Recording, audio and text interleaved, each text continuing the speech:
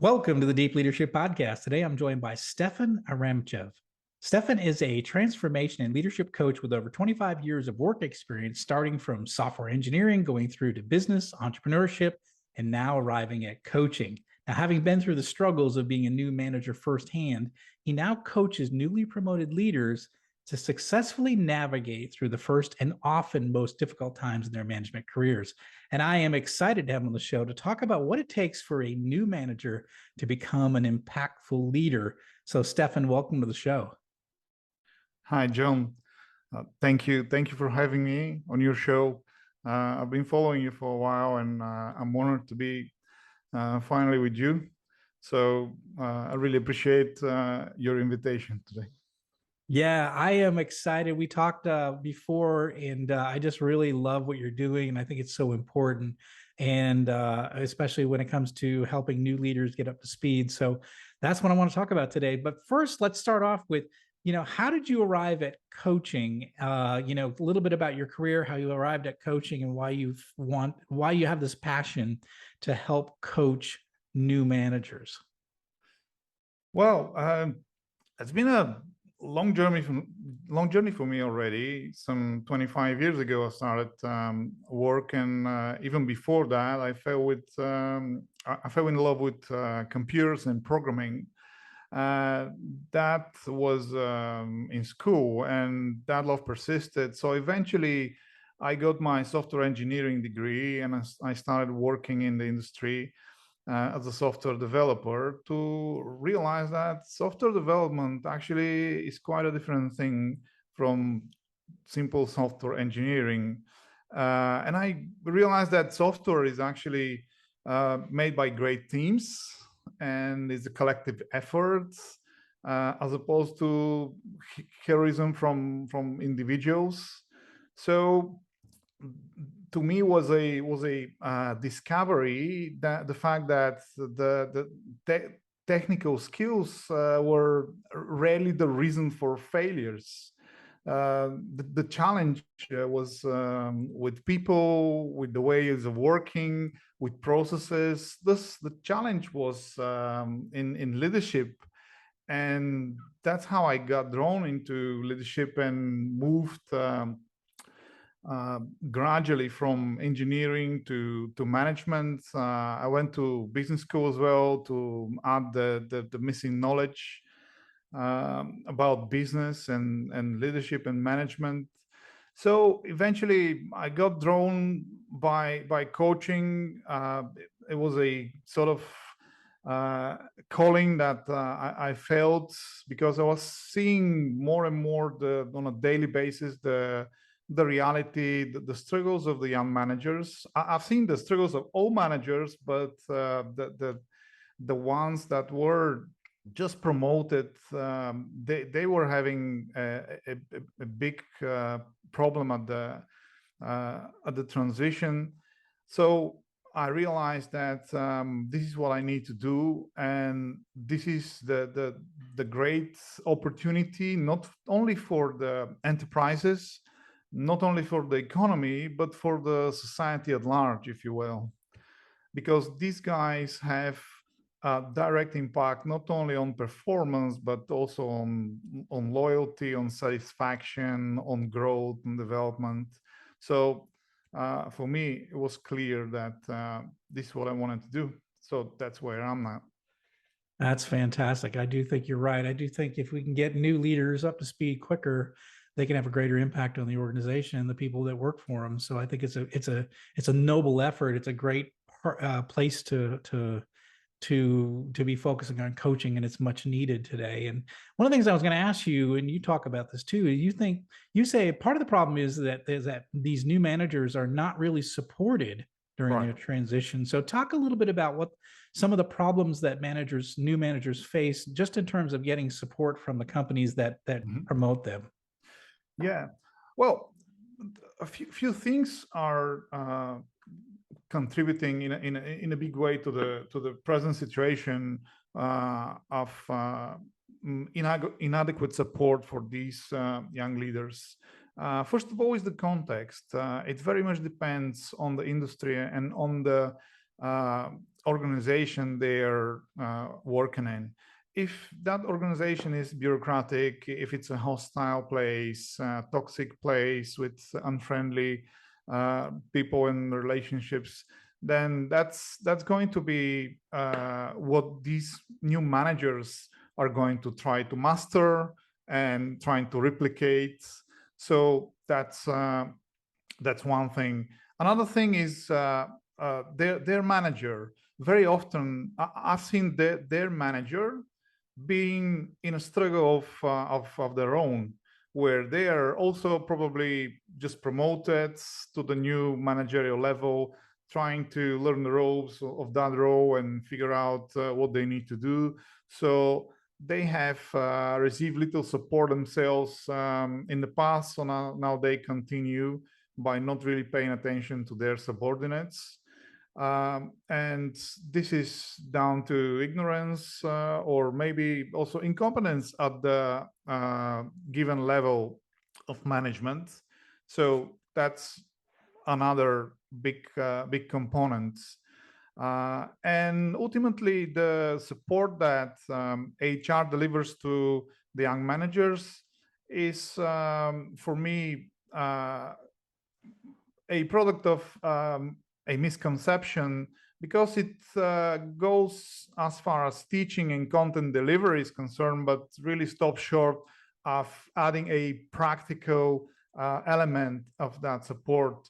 So these young managers, they're not receiving coaching. They receive knowledge, information, awareness, but they don't get to practice what they have learned.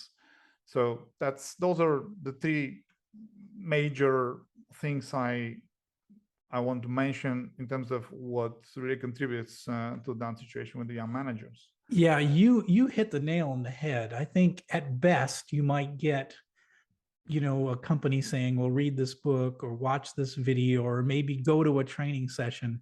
So these are like one-time events, but what they're missing, and what I've found to the best way to become a great leader is to have some level of coaching or mentoring, someone that is more senior, that has been down the path to help that individual make the transition. And like you said, we do these one-time events, and we say, hey, go read this book or watch this video or go to this training, and now you're a leader. Magically you're your leader. But that's not how it works. That's not how you learn how to play guitar. You can't just read a book, watch a video, go to training. You have to practice. Absolutely. Yeah, and you have to practice often with a mentor, with a teacher, with somebody that knows how to, because leadership skills are skills just like any other skills. And you have to learn them, and you have to practice them under someone more senior. And I think you're hitting the nail on the head, and that's why coaching is so critical, right? And practicing the new knowledge, turning into skill, is precluded from the manager of that young manager themselves, because they rarely create space for the new manager to start practicing the new knowledge. They rarely create demands and expectation that knowledge to be practiced, and that's how they contribute in conjunction with the programs delivered by HR being simply theoretical. Yeah, I see that a lot. Absolutely. So what do you think makes it this transitions to management so difficult for most managers? Because I think you end up having these usually it's a great individual contributor, and someone notices them based on their individual contributors, their efforts. They're a good engineer, they're a good salesman, they're a good production supervisor or something like that, and then they get promoted to management. And so you take somebody and you make from an individual contributor and you make them manager, you give them a manager title. Why is there why is that transition so difficult? Well, I think the answer is partly in the question itself. First of all, they are individual contributors, and as such, they are unaware of what the the transition actually entails. They're unaware that the transition entails transformation. And also they don't know what that transformation requires. So they are really unprepared and taken by surprise at the new level. So after that, the first thing that they don't know, and that's why they're lacking, is the new mindset that they need to be sporting. So the wrong mindset manifests in many ways. But for example, one way is that they are having an ego problem very often. As the most proficient and experienced and the best of their teams, they were promoted to managers. And now, from being on the top of the food chain, if I can say it so, now they have to move to the bottom of the food chain in the managerial ladder. So that's very, very tough, and it evokes a ego response inevitably. So that's one thing that plays a number. Another thing is, you said it yourself, they are still functioning from the individual contributor mindset, and they haven't adopted the achieving through others value system. That's what makes the transition very difficult and actually not working. And ultimately, abandoning what you know already is not only painful for the ego, but actually creates insecurity. You got to go to square one from the best one. You got to go to the one that's from starting from beginning. So not an easy one. And for that, they need space, they need time, they need encouragement, they need to be allowed to fail, etc., etc. So that's for sure. And ultimately, there is one skill, John, that is missing. Engineers are known to be not the best,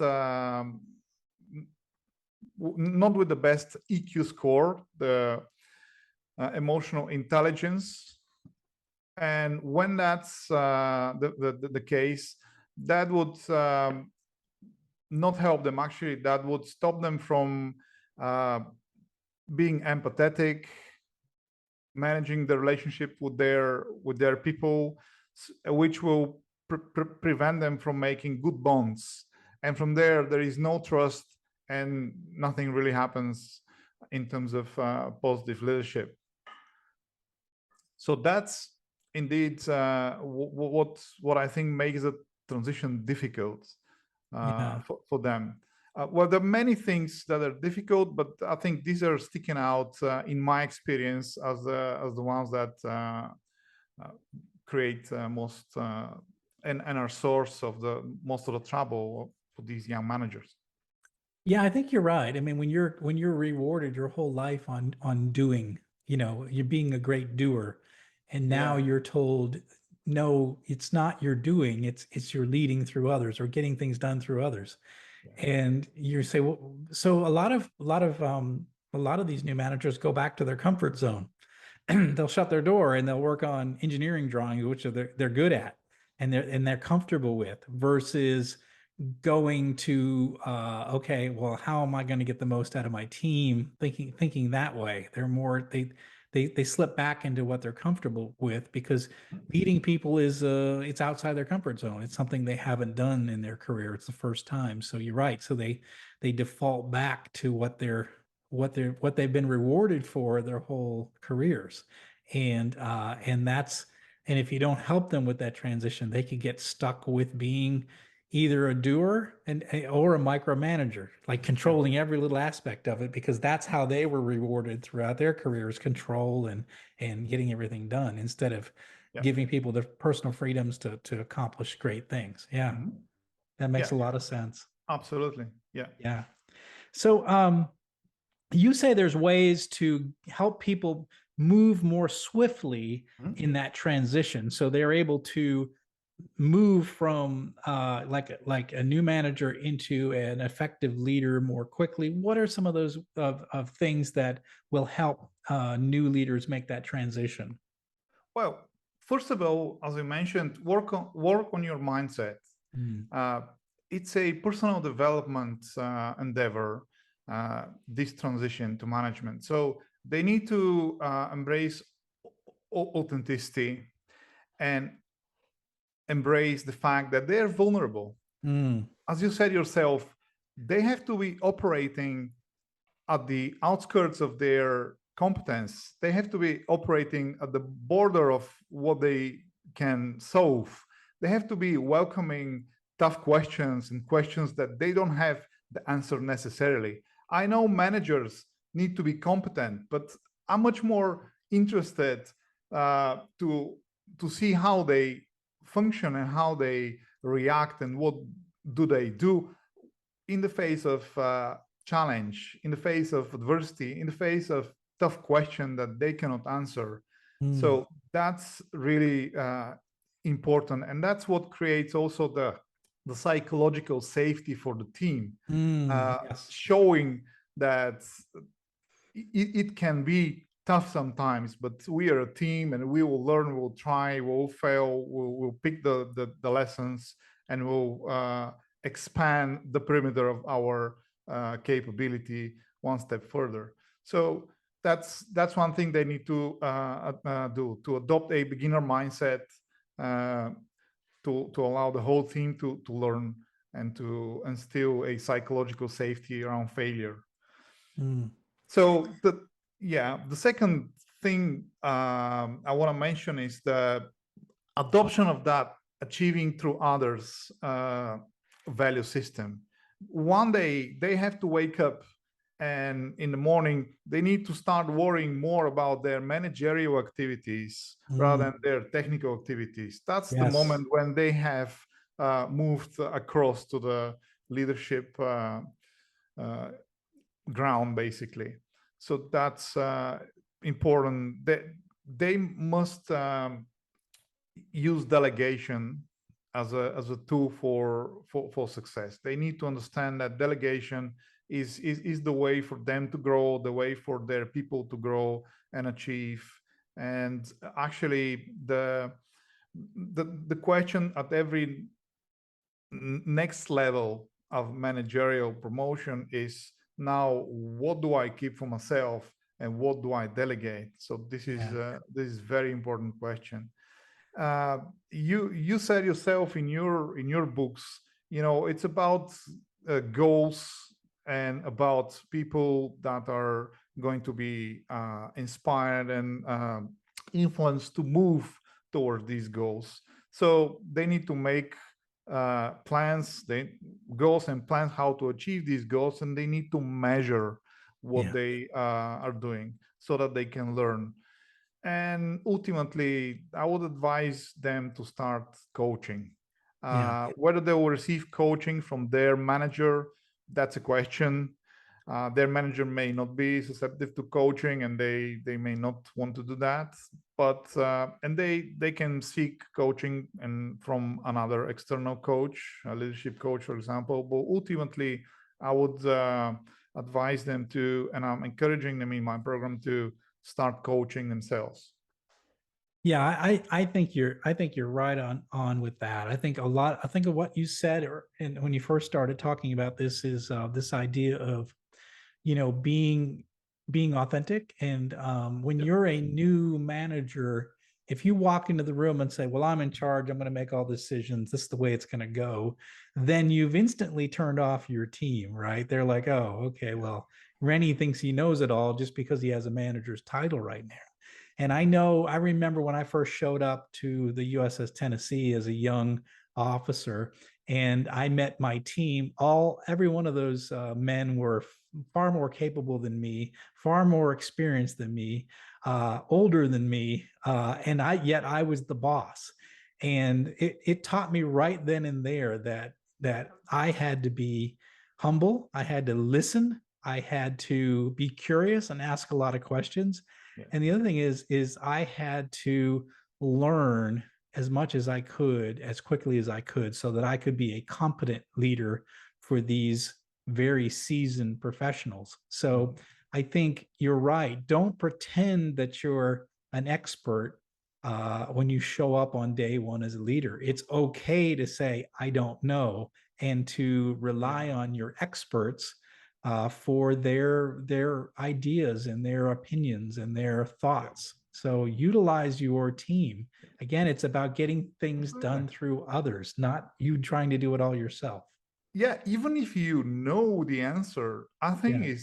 is great if you don't speak up and ask the team for the answer, because you're growing them that way. It's very Yeah. similar to how we teach and how we grow our kids.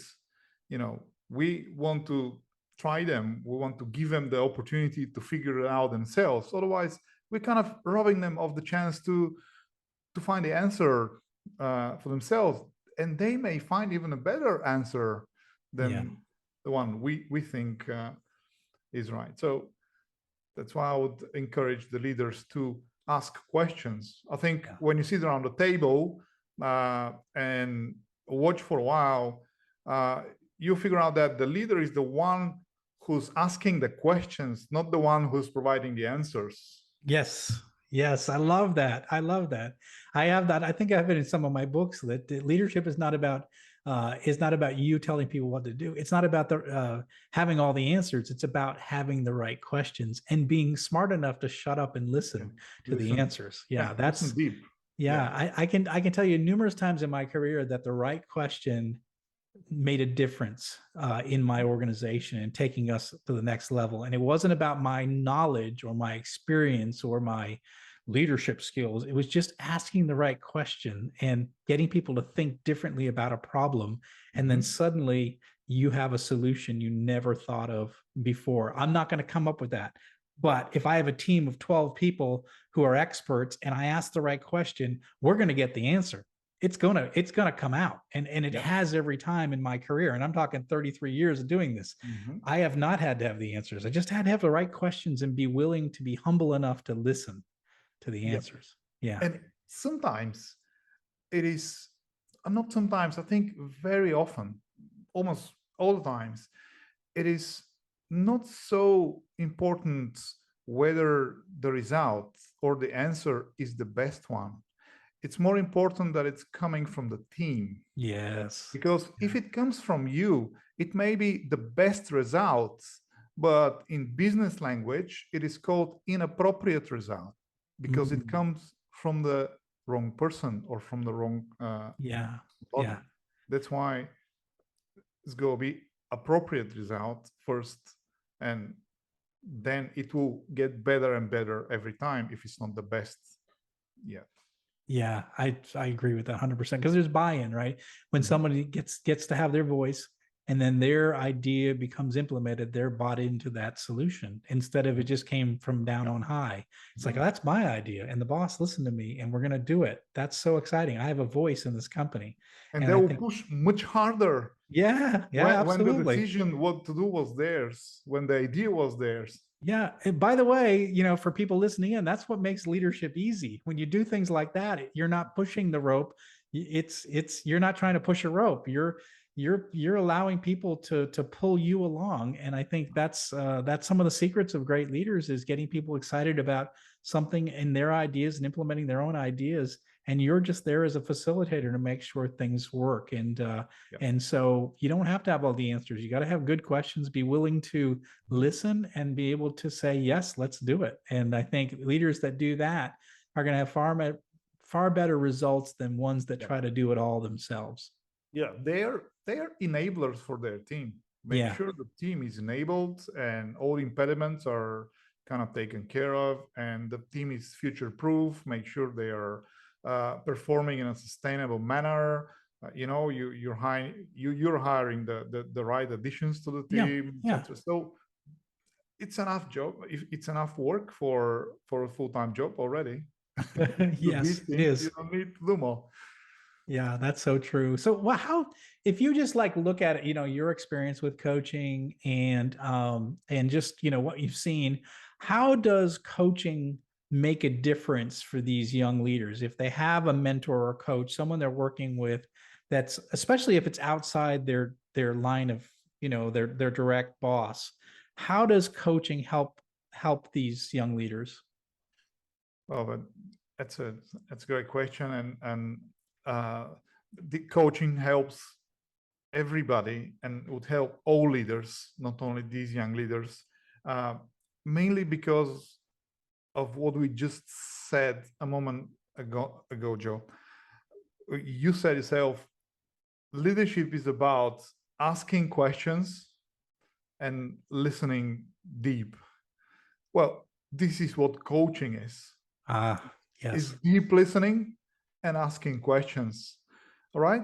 So that's why. So it will help them move from the theoretical and from the knowledge place to the skill place, where they try and learn and get better and build skills and actually practice what they know. And also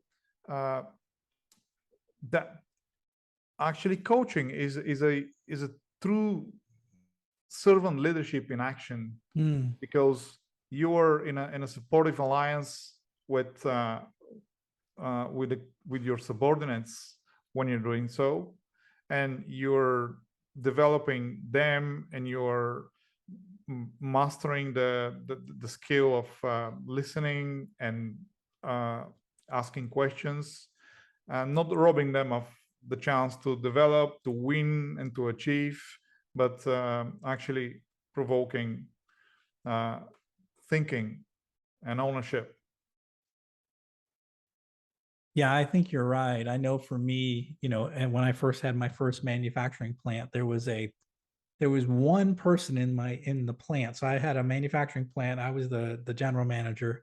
I was the senior guy on site, but there was one guy in that plant that didn't work for me. He worked in sales, but he just happened to live in the town, so he had an office. But he was at my level, so we were at the same seniority level. But I sort of he became my adopted coach. So he became the person that I would go to. He was the only person in this building that didn't report to me. So I had an opportunity to have, like, I would go in there, shut the door, and just ask. I would just talk to him about the challenges that I was having, the things that I ran into that were possibly hurdles towards getting where I wanted to get done. And it was great to just have another person to listen to me, ask me questions, make me think differently about it. Someone that was not in my chain of command. And I needed that to help me get clarity of thought to go back out there and do the right thing. So I really do encourage young leaders, if you don't have a coach, or if you don't have a mentor, or if you don't have someone you can confide in, go find that person soon, because that's going to help you get through those early jitters, those fears, those what am I doing? How am I going to get out of this situation? You need to have another person in your life that you can talk to. So yeah, I do think that coaching is a big part of that. Absolutely. That was a great addition. That's indeed what coaching also provides, is a reflection, a different angle, seeing yourself from a different angle. Seeing the things. Yeah, you can't see, what do they say? You can't see the forest through the trees. You're worried about the one tree. Yeah. And sometimes a coach can just say, oh, wait, there's a whole forest here. We've got, you're fixated on something that's not that important. You need to look over here. And you're like, oh, I didn't even think about that. So yeah, sometimes having a person there that you can bounce ideas off of, you're going to get like a wider view of the business and of the problem. So yeah, I do highly encourage it. It certainly worked for me in my career, for sure. Yeah. And a person that believes in you more than you believe in you in this very moment is helping you to pick yourself up and continue.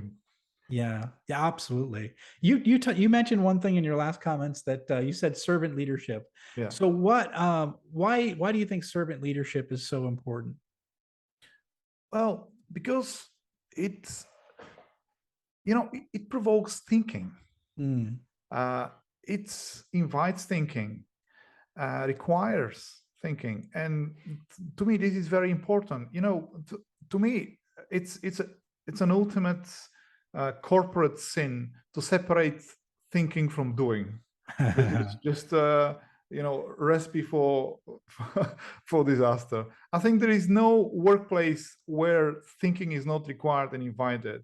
Even in places where people are following orders, like in the army, they still operate within a very precise operating envelope, and within that boundaries, not only thinking is required, but ownership and new ideas and leadership. So I think servant leadership is that's why it works, because it provokes thinking. It allows space for development. It basically puts the leader and the subordinate in a partnership for growth and development. Uh, it appreciates the person, and as I said a moment ago, it induces ownership uh, of, of from the subordinate. So that's, to me, also increases motivation, and ultimately allows us to really influence people, and to just influence them, not be directive and not be bossy, but from a position of influence to exercise leadership. Yeah, I couldn't agree with you more. I think that you mentioned it earlier, the idea that, the boss sort of becomes, if you're doing servant leadership right, you're removing obstacles. You're helping resolve conflicts, removing obstacles. You're getting your people the tools they need, the resources they need. You're hiring the right people, but you're sort of getting out of the way and making sure that they have what they need to be successful. You're in a support role in a way to your team. You're there as a supportive role to make sure they have what they need to be successful, because if they're successful, ultimately you're successful, the business is successful, and the enterprise does well. Yep. But it's all about that idea of, it's not you serve me. It's not the people serving the leader. It's the leader serving the people, making sure they have what they need to be successful. And a lot of leaders get that backwards. And so Yep. that's why I think, like you say, servant leadership is so critical, because it puts the order in the right place. Yep. They're paid for to create a winning team. That's it. Yeah, absolutely. So this has been fantastic, and I want to give you a chance. So how can people find out more about you and the coaching programs you offer? Yeah, I created a coaching program for newly promoted managers. It's a 4-month coaching program with nine modules in it, with more than 15 one-on-one coaching session. It's a very practical, very also personalizable, because everyone has a different strengths and feels the pain differently. So it's very personalizable. But ultimately, it's results oriented. These guys, they will practice in their workplace, and they'll bring back results for the coaching. So that's that, to me, that's most important. Most important is what happens between the coaching sessions, not inside the coaching sessions. And that's a program that allows companies to provide just better support for their managers.